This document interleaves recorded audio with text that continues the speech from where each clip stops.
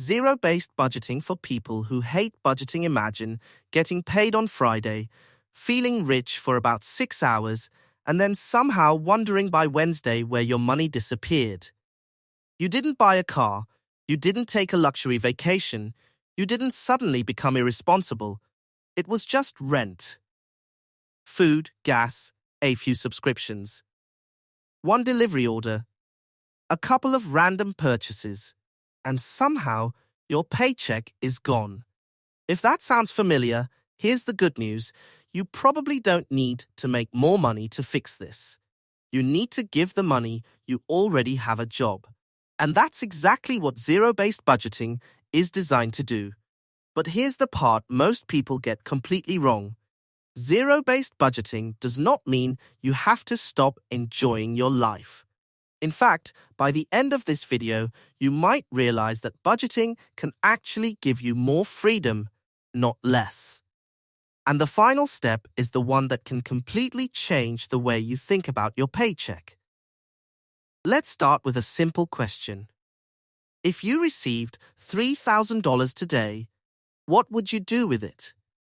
Most people would look at their bank balance and think, I have $3,000 available. And that's where the problem begins. Because having $3,000 in your bank account doesn't mean you have $3,000 available to spend.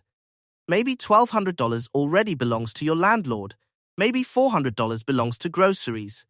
Maybe $200 belongs to your car. Maybe $300 needs to go toward debt. And maybe another $300 needs to stay untouched for an emergency. Suddenly, that $3,000 isn't really $3,000. It's a collection of responsibilities.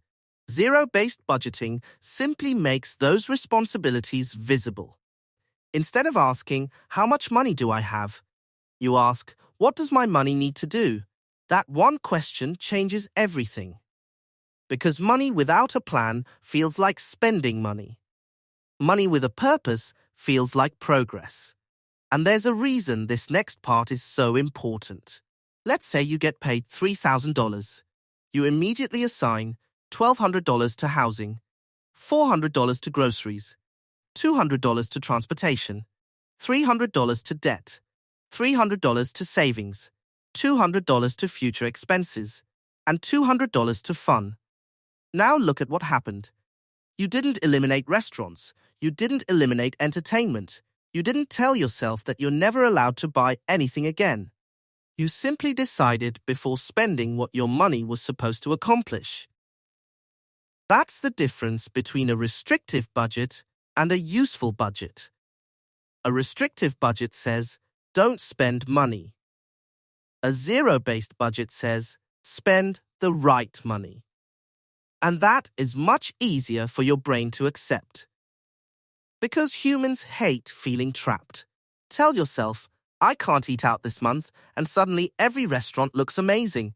But tell yourself, I have $150 specifically for eating out, and something interesting happens. You can actually enjoy the meal. Because you already planned for it. There's no guilt, there's no guessing, and there's no pretending that the purchase didn't happen. But now comes the uncomfortable part. What happens when the category runs out of money? Imagine you planned $150 for restaurants. You spend $70 on dinner.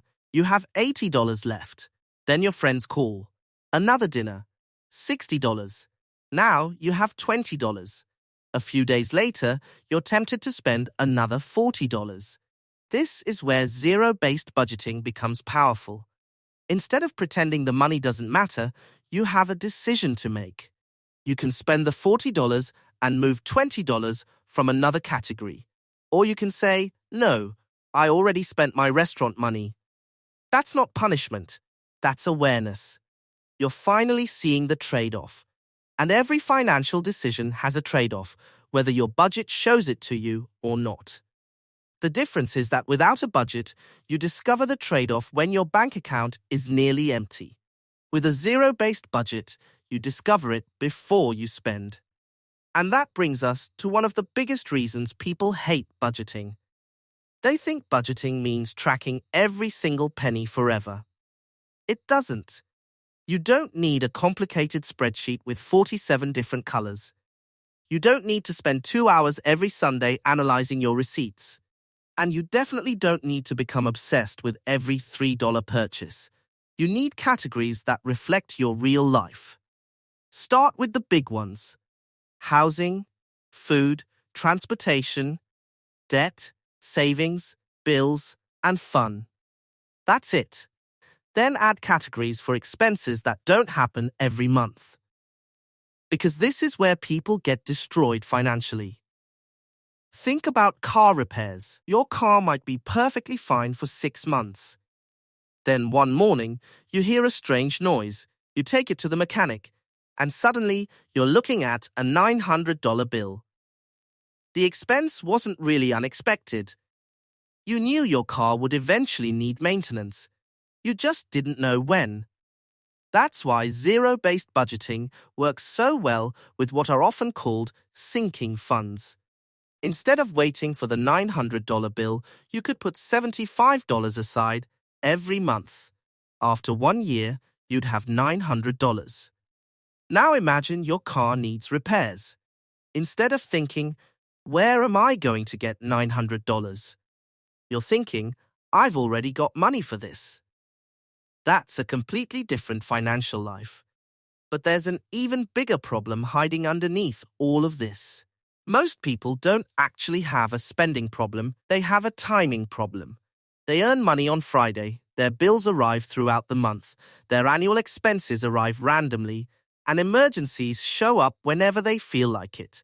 So even if their yearly income is enough, their cash flow feels chaotic.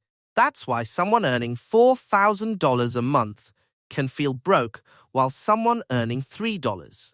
Dozo Zero can feel completely comfortable. The difference isn't always income. Sometimes it's organization. And this is where zero-based budgeting starts doing something more powerful than controlling spending. It starts creating breathing room. Imagine opening your bank account and knowing rent is covered, utilities are covered, groceries are covered, your car fund is growing, your emergency fund is growing, your debt payment is planned, and you still have money set aside for fun. That feeling is worth more than another shopping trip. Because you're not constantly waiting for the next paycheck to save you, you're finally getting ahead. But there's one mistake that can destroy the entire system. People often create a perfect budget on January 1st. They plan everything. They feel motivated. They promise themselves, this year will be different. Then January 14th arrives. They spend more on groceries. Their electricity bill is higher. A friend invites them somewhere. They move money around. And suddenly, the budget doesn't look perfect anymore. So, they quit. That's the mistake. Your budget is not supposed to be perfect. It's supposed to be honest. If you spend $100 more on groceries than planned, don't throw away the entire budget. Adjust it. Maybe take $50 from entertainment. Maybe $50 from another flexible category. The budget is not your boss. You are the boss. The budget is simply the dashboard showing you what is happening. And your financial life changes when you stop seeing a budget as a set of rules and start seeing it as a decision-making system. Now let's take this one step further. Imagine you're wasting $500 every month. Not because you're buying anything crazy, it's the little things: food delivery, unused subscriptions, impulse purchases, extra shopping, random online orders, maybe $20 here, $35 there, $80 somewhere else. Individually, none of them feel serious. But together, that's $500. And $500 a month is $6,000 a year. Over 5 years, that's $30,000. Think about that. You didn't need a second job. You didn't need a massive raise. You didn't need to become an investment genius. You simply needed to notice where the money was going. And here's the most important part. You don't have to save all $500. Maybe you use $200 for debt, $150 for an emergency fund, $100 for investing, and $50 for something you actually enjoy. That's what makes this sustainable. Because if your budget makes your life miserable, you probably won't follow it. A good budget doesn't remove every pleasure, it protects the things you care about. And that leads to the final step. Once you've assigned every dollar, you need to give some of those dollars a job in the future. Don't just budget for today. Budget for the person you're going to become. Maybe you want to travel next year. Create a travel category. Maybe you want a new car. Create a car category. Maybe you want to leave your job one day. Build an emergency fund. Maybe you want to become debt-free. Create a debt payoff goal. The point isn't simply to have money. The point is to make your money move you towards something. Because money sitting in your account without a purpose can disappear surprisingly fast. But money attached to a goal becomes harder to waste. And eventually, something incredible happens. You stop thinking, "Can I afford this?" And you start thinking, "Is this what I want my money to do?" That is a much more powerful question. So if you hate budgeting, don't start with a complicated system. Tonight, open your bank account. Look at the last 30 days. Don't judge yourself. Don't feel guilty. Just look. Find the patterns. Then take the money you currently have and give every dollar a purpose. Bills, food, transportation, debt, savings, future expenses. And yes, fun. Because the goal isn't to become the person who never spends money. The goal is to become the person who knows why they're spending it. 5 years from now, you're going to have 5 more years of financial decisions behind you. The question is whether those decisions will happen randomly or whether you'll make them intentionally. Because $10 doesn't look like much today, $50 doesn't look like much today. Even $500 doesn't always feel life-changing. But repeated decisions become your financial future. And that's why zero-based budgeting isn't really about budgeting. It's about control. It's about clarity. It's about waking up one day and realizing that your money is finally working for you, instead of disappearing before you even understand where it went. So here's your challenge. Don't create the perfect budget. Create an honest one. Take the money you have today. Give every dollar a job.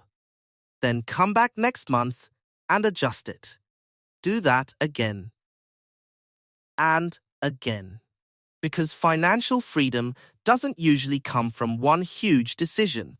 It comes from thousands of small decisions made consistently. If this video helped you see budgeting differently, subscribe to the Wealth Report. Because here, we don't chase get-rich-quick promises. We learn how to make smarter decisions with the money we already have. And remember, you don't need more money to start managing your money better. You just need to give the money you have a job